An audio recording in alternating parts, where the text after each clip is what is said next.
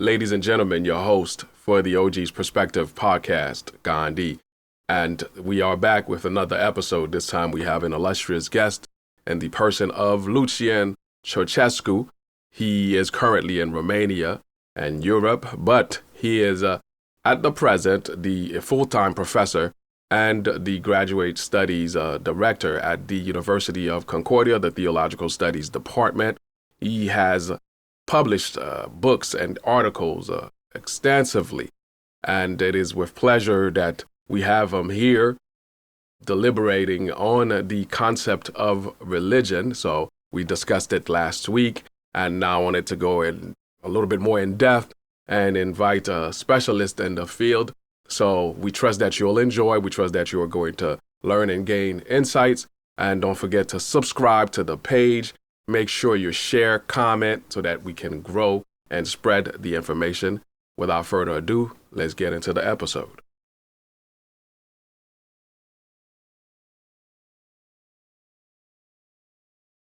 So we have with us Dr. Lucian Turcescu today, and we're going to further discuss this topic of religion, of which I did a introductory, if you want to say, episode last week. And I had promised you all that I would have guests, who are specialists on these subjects to add on to the information that we've been conveying. So today we have Dr. Turcescu. He's actually in Romania. On his end, it is approximately 6 p.m. at the time of recording this episode, and it's 11 a.m. here, right? So bear with us. The sound quality is we're going to do the best with the sound quality because you might hear some background sounds. We're not using the studio, obviously, because Dr. Turcescu is overseas and we're here in North America. But we trust that we're going to have an insightful episode. And without further ado, I will introduce to you Dr. Turcescu. How you doing, sir? I'm good. Thank you very much. Thank you for inviting me. Absolutely, absolutely. And as I mentioned to you off air, the purpose of these OG's Perspective podcast, obviously that's exactly it. OG refers to myself and giving my perspective on a lot of, if you want to say, theological, philosophical topics, and trying to vulgarize the information to the general public and to the people who support me. And obviously, I'm quite happy, and also I appreciate the fact that you're here. I know you have a busy schedule, but so we're going to talk a little bit about. So the topic is religion. I want to get your insight as much as possible, and we promise also to have you possibly in the next episode where we'll further develop on the concept of person, but let's not open that can of worm yet. Sure. Yeah. If you're ready, I'm going to can you, from your perspective and your research and background, give a brief definition, concise, of religion conceptually? It's religion is not easy to define, definitely. Mhm. But I would use in my dealings with it, I would use something of a combination between worship, symbol, and myth. I could use some definition from someone who's teaching specifically on religion and world religions. It's a complex definition, but I think these three elements are kind of characteristics of what we understand today by religion: worship, symbol, and myth. And I could definitely go on and elaborate on each of these three and how they connect to one another and help us to understand this concept that we are using, religion. Okay, yes, I would say we should develop a bit, but just for clarification's sake, so this tentative definition that you just provided, so is it more in contemporary understanding, or is it, can we say, it is the general definition that you would propose from antiquity to now? Well, I think it's more what a scholar of religion today Okay. would use. Okay, perfect. And we can certainly go into the meanings of the word in antiquity. We can talk historical what it has meant historically, and the way how we perceive it today, how religion is opposed to another concept that we may discuss, secularism and the secular, and we can definitely start here. Okay. But So before we do, let's go back. We will do that as we develop in our discussion, but let's let me say unpack these three, if you want to say ideas. Can I call them ideas, or these three yes. positions that you've stated about defining religion? So worship, the first element I would say is something that expresses one's reverence or deep respect for the ultimate reality and entering into a relationship with it. When you speak religion, uh, you imply like an ultimate reality. You imply something above. Some people refer to it as sacred. Um, as opposed to this world, which is referred to as profane. And this deep respect for this ultimate reality, whatever you want to call it, God, ultimate principle, essence of the universe, whatever, this deep respect, this reverence is what I would call worship. Mhm. And pretty much this element is present in every religion, a way of manifesting your respect, a way of trying to express your relationship with this reality that's above us, that's beyond us. Mhm. Um, Examples of worship, like in general terms, I'm not going to go into details here, but would be like sharing of food, using fire, candles, purification with waters, flowers, fragrances, and offerings of some sort, including in the case of Christianity, when people are sharing communion, they are basically using the analogy of a meal and how to share a meal with the divinity, and you become part of this meal. So this is how you would define the Worship, element of worship. And worship. what is the second, if you want to say the second? The second element I would use is symbol, and symbols are very much present again in all religions. I'm not trying to refer to a specific religion here, but symbols are usually images borrowed from the material world that are similar to inexpressible spiritual experiences. The sun, the sky, statues, images which are referred to as icons. These are symbols of something else. Some people even use the image of a window in order to express a reality that's not of this world. You use the image of the sky as a window into another reality. Mhm. Um, Interestingly, it was an example that I encountered in connection many years ago when I was still studying, and the death of Princess Diana occurred. I think it was in 1997, and several years after that, there was a flurry of courses on the Princess Diana offered by people in the field of religious studies. Mhm. And why was it interesting? Because they were using this image of her entering into the tunnel in Paris. She was chased by paparazzi on motorcycles, and she died in that tunnel. So she didn't come out alive. Mhm. But the image that the media presented of her before dying was that of a person who was somewhat adulterous, who was involved in an extramarital relationship. But after she died, after this symbolism of baptism, be diving into the underground and then coming out, in her case, no longer alive, changed her perception. The media started presenting her as this um, person that was comparable to Mother Teresa of Calcutta, a person who was caring, going to help charities, going to help the children. So the image has changed dramatically. And the courses that we're teaching these things, we're emphasizing this change in perception and drawing an analogy with Christian baptism.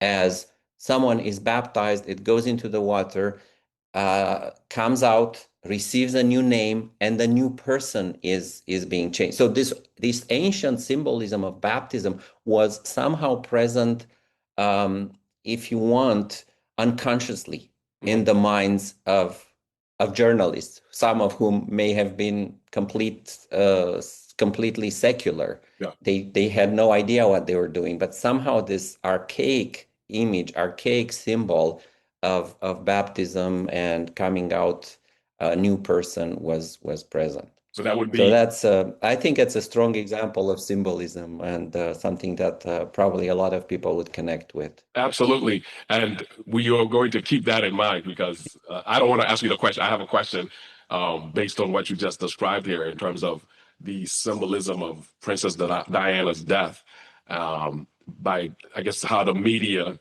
used, this death, this event anyway of death to reconstruct, if you want to say, the imagery or the image of Princess Diana and see how it relates to our understanding of religion. But if you can now delineate the third element. The third element. Yes, please. The third element is an element that has been emphasized more and more in our days, and that is the notion of narrative or myth, as it is called in religion. And when we say myth in religion, we don't mean a lie. You know, people tend to say, 10 myths about something, which means 10 lies or 10 misperceptions about something. But in the case of religion, a myth is a story. It's a story based on symbols, a story that tries to express the ultimate divine reality or maybe basic truths or the inner meaning of life for people who believe. So myth is an important element. It tries to establish a model for human behavior. In this case, a story that can convey moral elements or some other elements. I'm gonna mention a funny one immediately. It tries to establish belief in a superhuman dimension to people's lives. There is something beyond, and there is a story that tries to convey that. It's could come. There's a story maybe of the creation of the world, or cosmogony, as we call it in the field of religion, and perhaps the end of the world. So there are various stories that in religion they are referred to as myths. So let me just mention an example here. There is a beautiful African myth that goes like this. In the earliest times, humans were very close to the skies, and the skies were this region where the world, where the gods lived. So humans were very close to the skies, and when women were pounding the grain with a stick, they would hit the skies with the other end of the stick, and the gods got angry. Children were breaking pieces of the sky and putting them in their soup, and the gods got angry, and they removed themselves from this proximity, from the vicinity of humans, and they became remote. And religion is this attempt to bring back humans in the proximity of the gods, in the proximity of God, in the proximity in Christianity, in proximity of Jesus. And this attempt to bring them together is what I would eventually call religion, bringing together all these elements: worship, symbols, and myths. And so, with this example, this myth, right, this African myth that you gave as an example, I'm going to attempt to ask you the question, and you might not have an answer, but I'll ask anyway. From your That's it. understanding and your studies and researches and reflection, what would you say is the I don't know what to call this, if it's an intuition, but what is it about us, right, globally or generally as humans, right, across cultures, that you would say is seek? I don't know if it's what is it that we're seeking? You know, this notion of, I'm talking obviously from the perspective of, say, a modern or contemporary individual who necessarily, let me not say necessarily, who don't, I guess, yeah, necessarily adhere. Let's pretend that I don't adhere to any so-called traditional, religious um, Yeah. traditions, right? Apart from these traditions, what you just described it with, for example, the example of Princess Diana's death and this African myth, which I'm assuming, I don't have the information, but I'm assuming it predates, our time, right? This myth. Oh, yeah, but definitely. Okay, perfect. So with that said, from your perspective, what is it about us and our, I'm trying to see how to formulate it. What is this desire, right? This myth that you talked about is, with the myth is humans are trying to bring back, if you want to say, this marriage, right, or connection with the divine. So, Yeah. in your understanding, what would you say it is about reality and about us that we seek this? Like, see, if it's, I don't know if I'm making Yeah, sense, I mean, right? It's very hard it's to a hard, formulate. it's a, yeah, it's not an easy, definitely, it's not an easy question because Mhm. you're, and especially in asking it in connection with with us modern humans, Yes. like what makes us religious? Yeah. That's where And a I system. kind of sense you want to get. Yes. And it's hard to pinpoint. Like I use these examples with the idea of providing some archetypes, Mhm. some types that are extremely ancient. Like in the case of the symbol of Diana's death, people were talking about the symbolism of baptism that is present in our minds, even though we may not believe, we may not even be Christians or something, or we're because we're talking about baptism in Christianity. Mhm. Um, but there's something there, that a perception that this diving into the bowels of the earth or in water and coming back uh, leads to a change. In the case of the African myth that I mentioned, I like to sometimes use the similarity with the story of Adam and Eve, a Yes. story that is shared by three main religions, Judaism, Christianity, and Islam. Like we're talking billions of people Mhm. are embracing this story. It's a symbolic story. It's again a story of removal of the humans from the presence of God. Mhm. You cannot take it literally, obviously. You don't run into talking serpents every day, like the story of Adam and Eve presents the talking serpent there.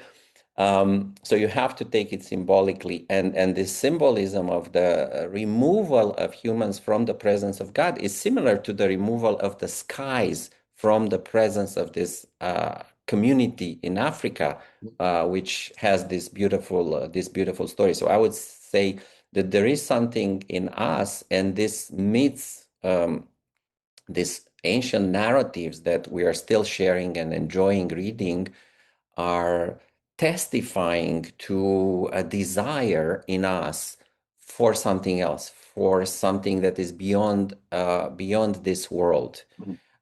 for something that would, as a scholar of religion, he was a Romanian also, Mircea Eliade. He talks about the sacred and the profane. The sacred is this world of the gods, and the profane is this world in which we live. We have the impression that this world in which we live doesn't make much sense. It's dysfunctional. Mhm. And we try to bring meaning into this world by infusing it with something from the other world, from beyond, from the transcendent, from whatever you want to call it. Yeah. Bring the presence of God into this world. That's perfect. This is what, as we were talking prior, this is what I was thinking. It must be a question of meaning, right, on our end, and Yeah. these stories. So, We're seeking for meaning. yeah, self-understanding. As you talked about order and some of these myths too, that is exactly what they're doing, right? They're uh, formulated in a way to help, if you want to say, structure or order these societies from which they emerge. So, man, I guess I'm gonna jump right on. Okay, because I had a right, I had a particular order that I wanted to go, but it's okay. Oh yeah, no, I mean we're still trying to kind of nail down a definition of religion here, Yes. and yeah, sure. And no, we're doing fine. It's just, and having this discussion and hearing you, a lot of questions are emergent, so I might as well ask them. But I had prepared them in a particular order, right? Yeah, That I wanted to go. you But can follow that if you would like. yes, but I don't want to forget them. So here's, and you talking and trying to present, your definition of, if you want to say, religion. Uh, I sense that. So in our time now, in the contemporary world, right, where, and especially if you want to say in the West, and I get a sense that it's almost global now because, the internet, social media, etc. Information is democratized. So a lot of what we're doing in the West is, as you talked about, Africa, Eastern Europe, etc., Asia, Yeah.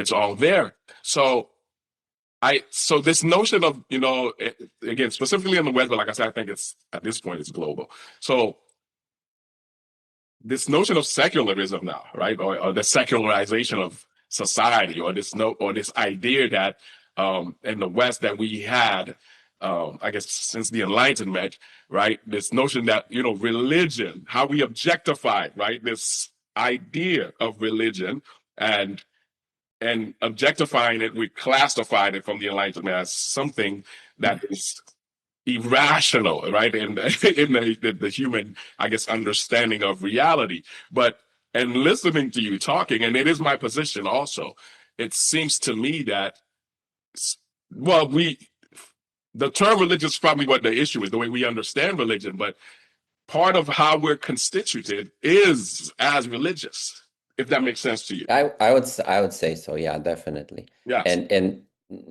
even like I might offend some people, but even non-religion, it's still a form of a belief in something, a certain philosophy of life. I do respect that point of view, but it's interesting. For example, in the Constitution of Netherlands, when they're talking about freedom of religion, which is an important human right in modern society. We're talking about the rights in modern societies. So when they talk about freedom of religion and freedom of consciousness, they actually talk about freedom of belief. And by belief, they mean both religious belief and non-religious belief. It could be a philosophy, it could be atheism. So it's interesting that unlike, for example, other constitutions, for example, of the United States, it talks about freedom of religion, freedom of expression. But in this case, it's specifically freedom of belief. And by belief, they mean a certain, not just like, okay, I'm subscribing to a creed, to a statement or something, but it's a way of life. And it could be religious, it could be non-religious. And thus, even I would say, even a non-religious person positions herself in a way that promotes belief in something. Yeah, that's also. I would though try to bring a bit the discussion into the development of the concept of religion, if you want. No, absolutely. Before we do that, like I said, it's where we are. It's perfect for me. It's because of what is being said, and it's provoking certain questions. Yeah. But we'll do what you said. I wanted to ask or comment on that again. So with what I went to a conference earlier this year. It was, I believe, Dr. Charles Taylor. Yes. It was at McGill I, University. I haven't been I haven't been to this one, but Yeah, I yeah. was. So I had a brief interaction at the end with Hans Joas because they were talking about the topic was about faith in the public sphere, something of the sort. Okay, Hmm. and each the three speakers, Dr. Taylor, Hans Joas, and Jose Casanova Casanova. was Yes, there. yes, they were, Yeah.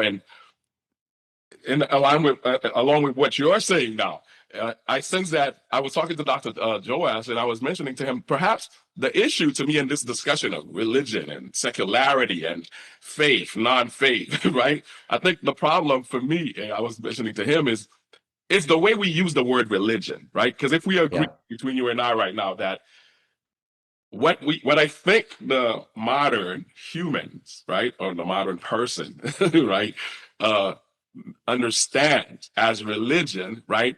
I think that's what in describing, if you want to say, our reality and the reality, if you want to say, like the ancients, right? When we read texts, like I say, the Bible stories in the Bible, or this African myth that you just talked about, um, Yeah. the way we use religion, I think that's what the problem is. Because if, like I said, if you agree that what we are as human beings is religious, but what we understand as religious in the contemporary world, right, is these peoples, these groups of peoples who adhere to specific, if you want to say, principles and dogma, and systematized, if you want to say, Yeah. organizations, right, and worship. I think that's what, if that makes sense. I don't know if I'm making sense to you, or if I'm. It does, and I know what you're talking about because um, this modern perception, I wouldn't say necessarily the contemporary perception, because scholars of religion they have come to, in looking at other religions, and especially there's this school of history of religion school Mhm. that says that you cannot look at Christianity just in light of Christianity and Judaism. You have to look at other religions and how religions that no longer exist, and how they possibly influence Christianity. So in doing this, the notion of religion that I was trying to describe with the three elements, possibly more, like we could certainly add creed, dogma, doctrine. Um, they have enlarged it, but this idea that religion is a doctrine that you can identify, or a statement of faith, Yeah. this is something that comes out of the Protestant Reformation, the 16th century, following the Protestant Reformation, because there were issues between Catholics and Protestants. There were conflicts, religious conflicts, that have ensued as a result, because um, they were saying, "Oh, you don't agree with what I'm saying, so here is what I'm saying. You say something else." And this is when religion came to be perceived as creedal, as a creed, as a statement of faith that can be identified. And you identify it and say, "Oh, you're a Protestant. Oh, you're a Catholic." And then when colonialism started, they took this further away. So they started talking about religion in India as Hinduism. Yes. Nobody called that Hinduism in India. Yeah. The Hindu term is Dharma, the Buddhist term is Dhamma, and it means a way of life that encompasses a lot of other things, not just a creed. It's hard to pinpoint a creed because they have so many gods, for example, in Hindus. But the British missionaries, when they went there, they said, "Oh, it looks like A, B, C, D, E is what makes Hinduism." Yeah. And that was a simplification. Yes. Where we are trying to overcome that, to show the complexity of religion. Um, but we do recognize that there is, in some religions, a creedal statement, a statement of faith that can help pinpoint uh, a certain difference in one religion compared to another, in Protestantism as opposed to Catholicism. Now, so if you Um, don't mind, I yeah. I agree with what you said. I guess what what I'm reacting against, right, or to, is again the way that we are using the term religion, right? Because you notice when you just described how people in India, for example, they did not conceive the way of life that they lived, right, as Hindu. It's, if you want to say, the European colonial right, colonizers, if you want to say, um, Yeah. who constructed, right, this, if you want to say, this notion or this idea for They them to simplified it. understand. They Yeah, simplified yeah, it but that was for them, from their for perspective, to them to understand understand what what, the yeah, Indians were doing or how they were living, their way of life, right? So, and way of life. And the whole society was divided. Even the notion of caste in mhm, India, where people belonged in a certain caste, this comes from Hinduism. mhm, It was disbanded in 1950 in an attempt to secularize Indian society, to separate religion from society. But in doing so, you are, in a way, taking away something that belonged in the field of religion for thousands of years. And that's why I'm saying religion in other religions, not Christian, not Western religions, is they mean an entire way of life. no, Individual life is organized like that. Society is organized in a religious way. mhm, You go in the morning to the temple. The priest is uh, tolling a little bell to draw the attention of the divinity that you are there, and you want to say hello, good morning.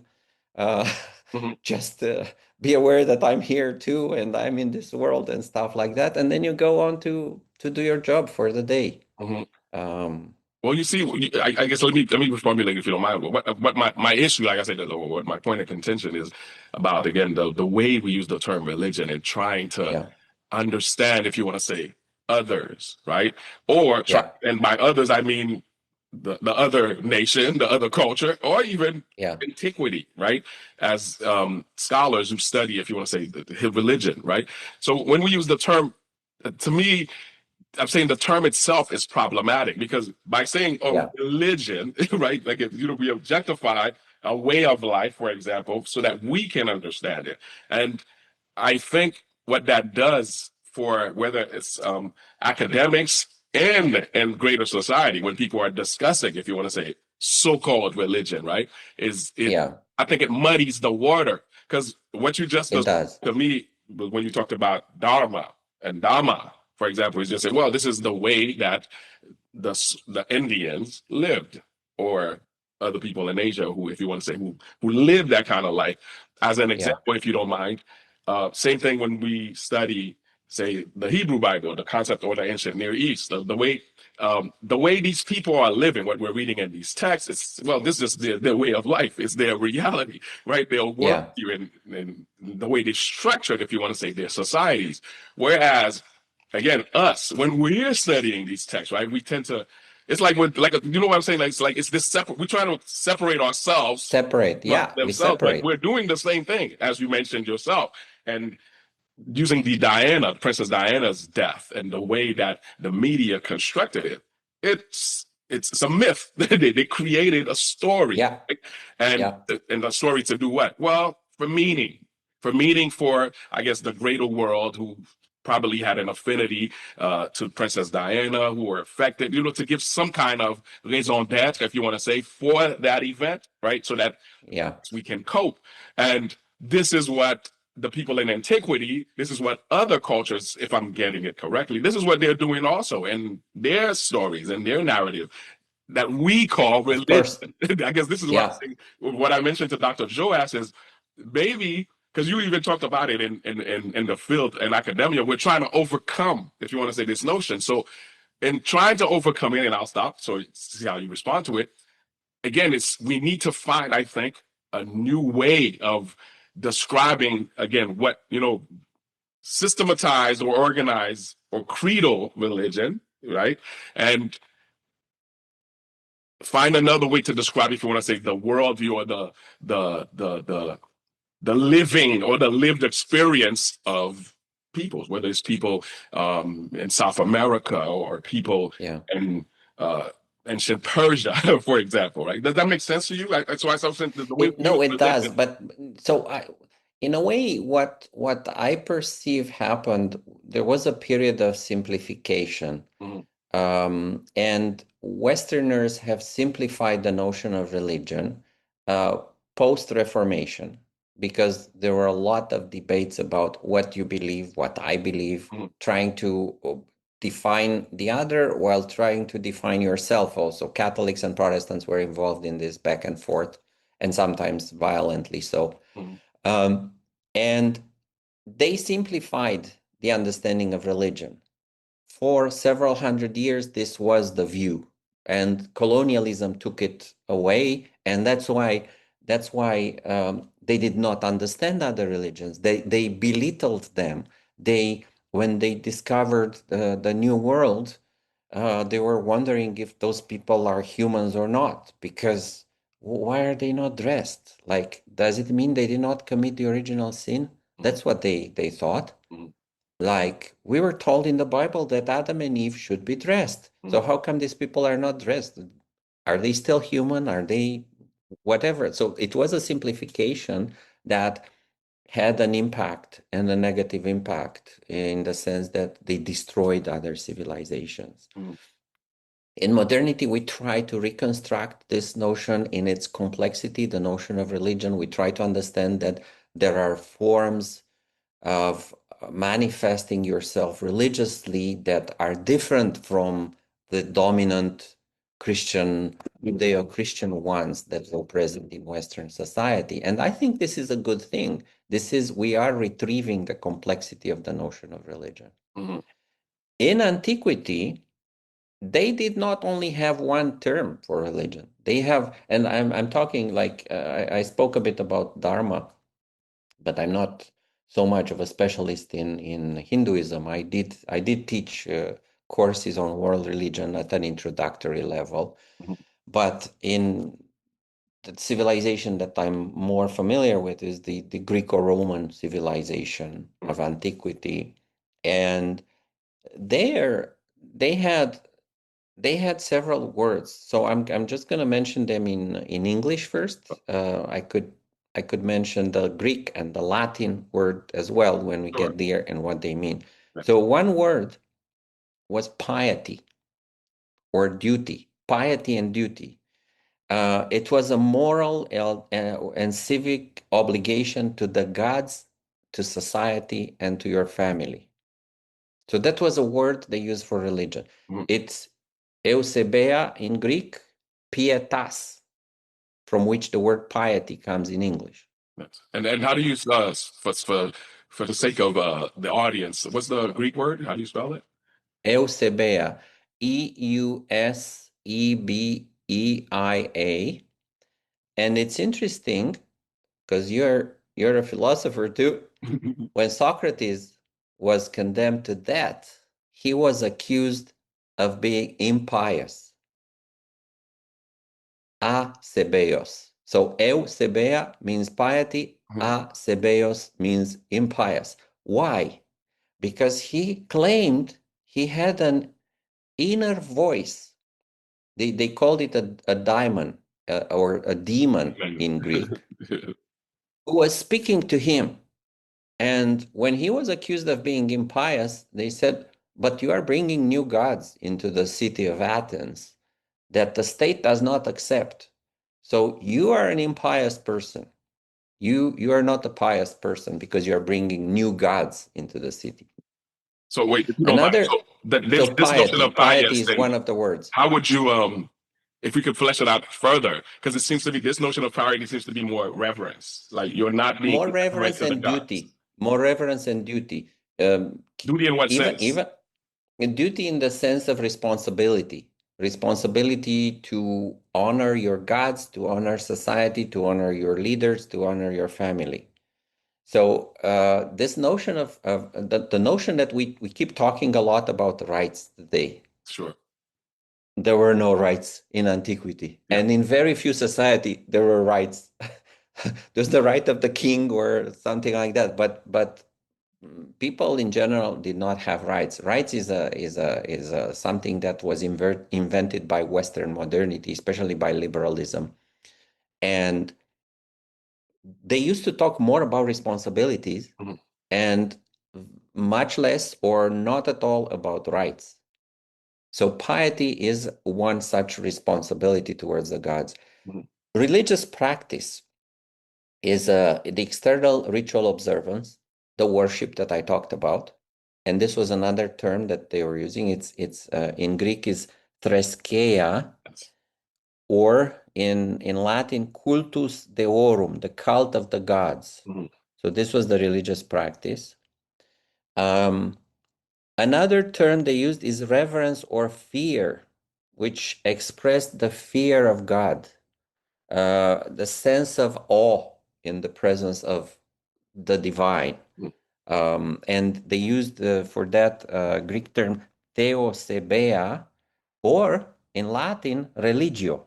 So they use religio for this. And that's where our word, modern word religio, comes from. It was one of the words used by them to describe this complex phenomenon of religion. And then custom or tradition, for which the Greek used the word nomos or law. Custom or tradition is a religion embedded in tradition and civic identity. So they had like a more diverse understanding of religion. And out of all these words, we extracted the word religion in modernity, and we use it to construct what we have today. Yeah. And so you see that even here, like, we have simplified, definitely. We made a choice. Simplify, not just we. It's like all we have, from my understanding today. That's what the problem is, right? Because what we have is the skeleton, right? And you've just, as you said, you didn't go in depth, but just with what you just described, right, and explained, and you can see it's much more complex than how we make it. And why, why this is important for me, right? Because I think, again, in civic discourse, right, in public discourse in our time, when we talk with, like, as if we, with so much authority, right, and so much certainty, as if we know what we're talking about. And then this creates, fights and arguments, and as we said, it leads to wars in the modern time, right? And whereas if we, and this is why I appreciate, having you as a guest, as an expert in this field. Again, I hope that, it's trying to contribute, right, to giving greater understanding, so that, again, when we have these discussions, we can be more civil, right, and more humble, realizing, we don't quite understand these things. And this thing, like, I know you've been involved in this, like studying of history, the studying of languages, we look at these ancient texts with various instruments. They're helping us to extract in a better way the meaning of the texts and to interpret them, because we tended to simplify. And then say, oh, this is what it means. No, well, let's have a better look. How about we learn one of these languages? How about we learn a bit of history about that and the structure, how the text was produced, and so on. Absolutely. And this would lead to a better understanding of, because that's what we're talking about, again, meaning. I think this is why we're so passionate about those things. We should, because it's about self-understanding, the way we understand ourselves individually and the way we understand ourselves culturally, socially, etc. And this is why, again, I deem it important for people to have the most accurate, information as they could. So if you don't mind, then we've said a lot. So can you, and you kind of already, you touched on a lot of the topics that I wanted to discuss already, but so you kind of touched about the understanding of religion and antiquity from the Greco-Roman perspective. Well, even a bit from the Hindu perspective. Absolutely. So what would you say then? Let me see the difference between, you kind of touched on the difference between the concept of religion and how we see it today also.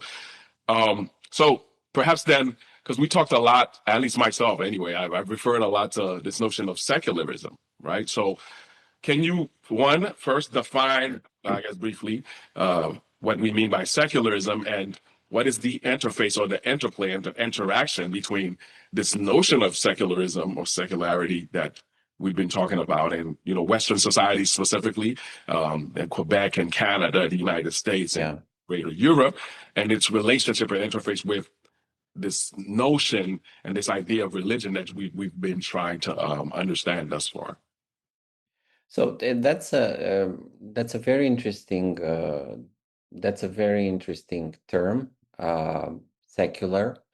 It's something that again, like after introducing it a bit, I'd like to go into the history of the word because it's going to help us. Absolutely. But it's a word that is defining our Western understanding in opposition to religion. So it's a concept that is seen today as the opposite of religion. So you talk about religion as this attachment to the gods or to God, and you talk about secular as non-attachment.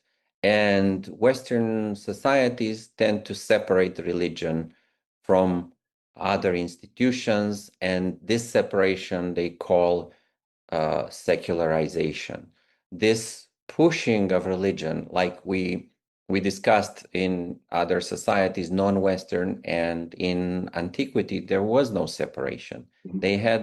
They had an understanding of life as religious, whereas we have an understanding of life as mostly secular and religious, perhaps on Sunday. Mhm. Um, and of course, this is like the Christian understanding. And in a way, I'm mentioning this because secular is a term that appears in the West. Mhm. And it is connected with the history of religion in Western society. It doesn't even appear in Eastern Christianity. Eastern Christianity did not experience secularization until after the fall of communism. It is now that is experiencing secularization after 1989, 1991. By Eastern But before Christianity, that, sorry to just because I want to yeah, make sure that briefly, what do you mean by Eastern Christianity for our audience? by Eastern Christianity, I mean Eastern Orthodox, Greek Orthodox, Russian Orthodox type Christianity, Romanian Orthodox, As opposed and to the as Catholic. opposed to Roman Catholicism or Protestantism. Perfect. Thank So you. those are I think it's forms important. of no, that's important. Forms of Western Christianity. So there is the secular as the adjective. There is secularity. You use the word secularity, Mhm. which is this phenomenon that we observe in many societies of separation of the institutions. Religious institutions are separate from non-religious state institutions, and this is present in many countries, whether Western or not. Mhm. It's not present, for example, in Iran, where you have theocracy, where you don't have a democracy, you have theocracy, and you have a religious leader who is a judge in a court of law, or you have a religious leader, a mullah, who is a minister or the president of the country. Mhm. This is not the case in Western societies.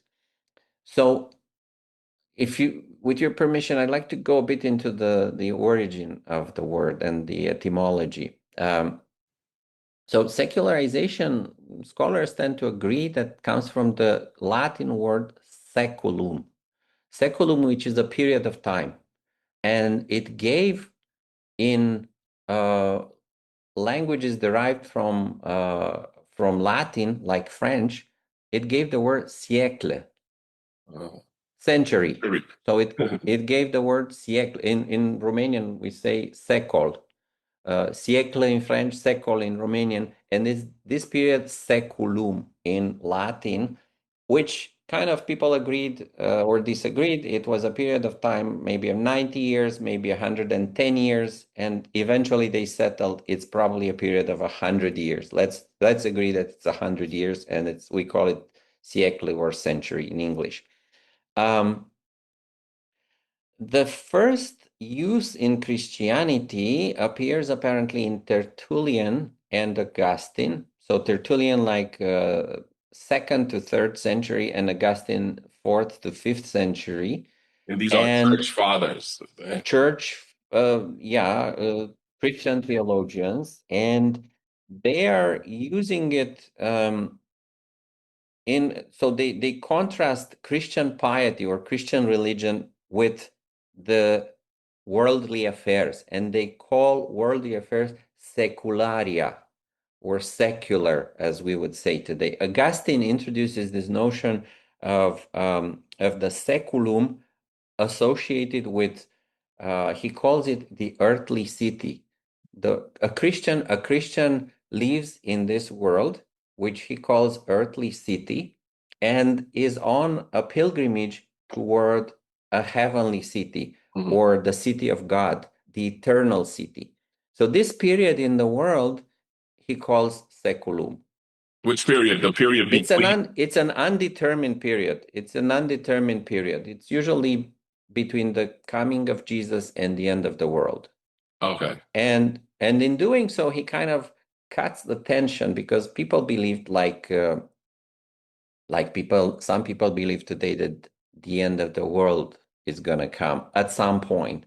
In connection with the year 2000, there were a lot of manifestations of apocalyptic manifestations. And Augustine kind of told them, shut up, because we don't know when that's going to happen. Mm-hmm. But this period until the end comes, he referred to it as the seculum, as the worldly period, in which heavenly and worldly affairs are mixed.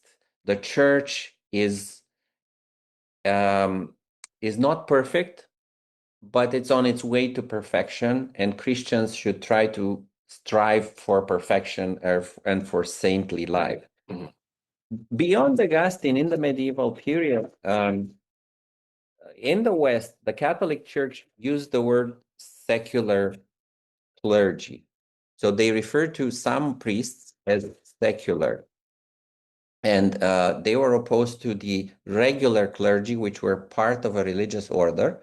And these were priests who were not part of a religious order, but they were parish priests serving various communities. So they were secular. They were not agents of secularization. These were not priests who were arguing in favor of, but they were just more present in the world. Oh, yeah. The modern usage of secular, in the sense of opposite to religion and separate from religion, appears after the Reformation, appears after the wars of religion. Approximately what year? About reference. About 17th, 18th century. It was philosophers like Spinoza, Hobbes, and Locke who are pushing with this meaning. They had the word secular, but it was not so distinguished from religion as they would continue to do. Secular is also enhanced by the French Revolution, with its anti-clericalism, with Voltaire believing that these sneaky priests are trying to kind of mislead the population in order to control it, and so on and so forth. So they are creating this distinction between secular and religion, and present them as opposites. Mm-hmm. There's the separation of institutions that comes in 1648. We have the Peace of Westphalia, which is said to have brought an end to the 30 Years' Wars, part of which were religious wars between Protestants and Catholics, but they were not all religious. There were sometimes between Catholics and Catholics. But they said, with this peace, they said, in order to avoid wars, let's introduce a principle. I'm not going to give the Latin word to. If you want me, I'll give it. But the idea is like, why not? okay, so it's become a principle known in Latin as cuius regio eius religio, whose region, that person's religion. In other words, if Religion, you're a that Protestant, if person's you're religion. That's what it means. yeah, Okay. yeah, if you're a Protestant and you don't want to be persecuted, go live under a Protestant king. Mm. If you're a Catholic and you don't want to be persecuted, go live under a Catholic king. And they introduce this principle of accommodation, this principle of conformity. So you conform to your religion. And this principle has eventually led to the avoidance of the use of religion in international relations. So when kings, diplomats were going outside talking to others from other countries, they were supposed to avoid talking about religion. Mm. So you have this phenomenon that eventually leads to what we know as secular today. Religion belongs in the West, in the church. It should be private. It should be pushed out of the public sphere, and society becomes secular. We don't talk about religion in order to accommodate an increasingly plural Western society. So here we come to Quebec, if you want, because you wanted me to mention Quebec. The Catholic Church in Quebec was extremely powerful, and it was involved in a lot of worldly affairs, such as education, healthcare. You see those hospitals in Montreal and elsewhere; those are Catholic hospitals. Concordia has received this beautiful buildings from a religious order, the Grey Nuns. Um, the religious orders are shrinking these days, and they don't know. There are at some point there were 3,000 churches in Quebec in the Catholic diocese that needed to be given to another community, and they feared the most the idea that a developer could take them over and turn them into condos. So they were trying to sell them to a Baptist community, to a Pentecostal community, what have you. For like $1 million a few years ago, you could buy a church building. It was ready for use, and then some communities took that because Quebec society has become secularized. Yeah, yeah. Yeah, So if you don't mind, I'll say we'll stop there because yeah, I think we've touched on a lot of themes and topics. yeah, I think it's thus far, it's from my end view, it's very comprehensive, and I also feel like you know what, we don't want to overload, right? The yeah, audience of course. more information. So I'll say to the audience, listen, reflect on these ideas, engage with these ideas, leave comments if you have questions, because we will have Dr. Turcescu again. We're privileged to Sure. have him for another episode where we're going to discuss the notion of person, and you'll see how that ties in with, obviously, it does ties in because the people who we deem as With religion. a So religion. religion is Yeah, humans, right? yeah, We'll see yeah. where the concept of person came from, and this is very insightful. I learned a lot myself, right? And definitely, it gives you a clearer understanding, especially as we're how we see this notion. You hear people say it a lot, right? Where religion causes a lot of war. And what you Yeah. just described, right, and the development of the understanding and the history of the concept of religion, up to secularity or secularism, you can see how, oh, okay, this is where this notion came from. So today it's, What go ahead.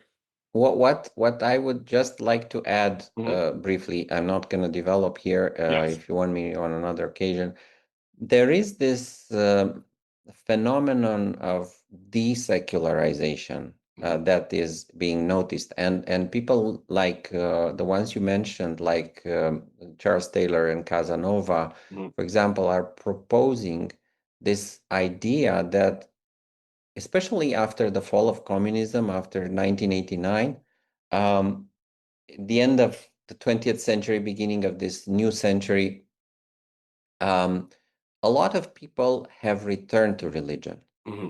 And I could talk a lot about this on another occasion if you want. Absolutely. There are important surveys showing that even educated societies, which were believed to have removed religion from their midst under communism, once communism collapsed, they returned to religion, and they return in great numbers. There is secularization also happening. I was some years ago, I was convinced that secularization is going to disappear. I don't think it's going to disappear that quickly, Mhm. and who knows if it's going to disappear. But we can discuss Oh, about absolutely. And to add on, we won't develop. I've also yeah heard another scholar, Dr. Ammerman, I believe her name is. She's a sociologist. She mentioned how in the United States, according to a particular survey and research, that the the more affluent people in the societies are usually those who are, if you want to say, more adherent to religious traditions, as opposed to those who feel marginalized, right? Or who feel like yeah not part of the greater, if you want to say, culture and American society. They're the ones who tend to be, if you want to say, less religious. But this is a topic or a discussion for another episode. But again, I appreciate your time. I appreciate you giving us insight and information on the subject of religion and a little bit its relationship to secularization. And I trust that you'll enjoy, your time in Romania and when you come back in North America. I hope to see you. But we'll meet yes again next week and we'll discuss the thank you person. definitely Again, thank you very much for the invitation. oh no, thank you, Dr. It was Turcescu. my pleasure. Perfect. So, audience, ladies and gentlemen, this is Gandhi. This is an OG's Perspective podcast, and we had Dr. Lucian Turcescu as our guest today. And do you have, before we go, do you have any books or anything that you're working on right now that you want to let the audience know Well, about? it's interesting that you're asking. I'm considering a project right now about this topic of religions becoming deprivatizing and becoming public again. So Mhm. I won't say more about this, but the idea that there is a certain reversal of secularism has fascinated me, and I like to develop it into a research project. Okay, so that's for the future. But you could Yeah, look up Dr. Turcescu. He has papers out there. I believe you have some books also that you've written that are. quite a I'll few. put some of them in the comments section for those of you who are interested. But again, thank you, Dr. Turcescu, and thank Thank you, you. ladies and gentlemen. So pay attention, share, comment, and we'll see you on the next episode. Peace.